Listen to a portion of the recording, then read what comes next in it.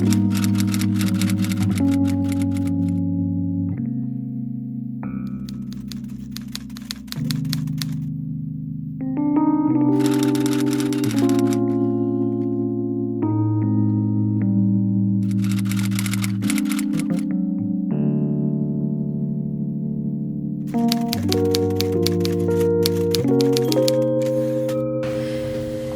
interesting, to be honest with you.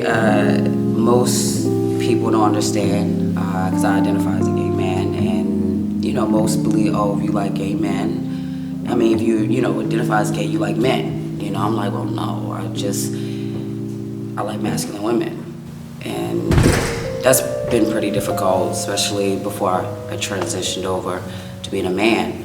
A lot of lesbians couldn't understand that, and that's one thing that we suffer from, is that we can't like who we want to like if it's not part of the straight culture.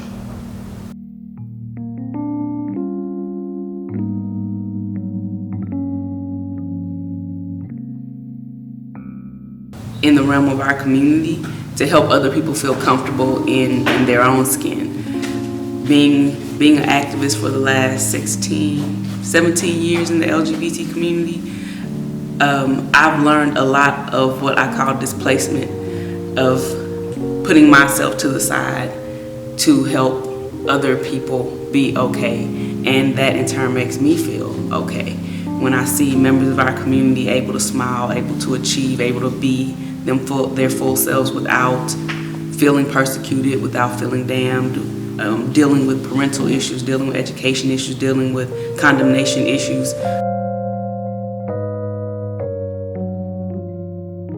Then that makes me feel better. I don't think so much about me as I do about everybody else.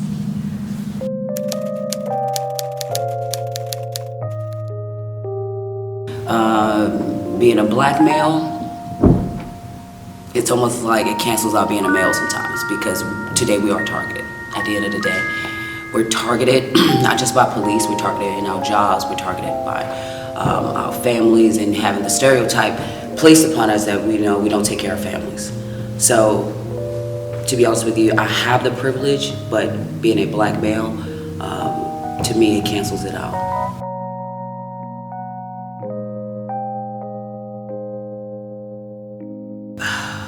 Privilege is such a heavy word.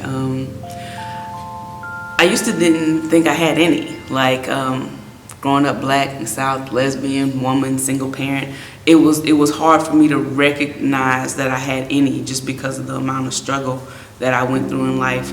But now I see that I do have an educated privilege. I have a bachelor's and master's in information systems, and that allows me to make a certain amount of money and go and do a certain amount of things that people without my educational background can't do, because they haven't gotten there yet. Not to say that people without an education can't, because living your dreams for a lot of people will surpass my income 20 times over.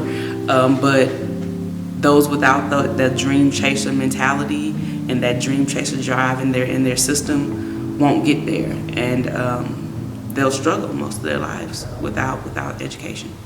So my greatest wish is that the generation after me suffers none of the indiscretions that I suffered. And that is to live freely and to live authentically and to live bravely without the persecutions. And we're all gonna go through that, but how do you handle it without succumbing to depression? How do you handle it without succumbing to suicide? How do you handle it without succumbing to tragedy? That is the greatest challenge I've put on myself, to find people like me, to find youth like me, and tell them you can make it, you can survive.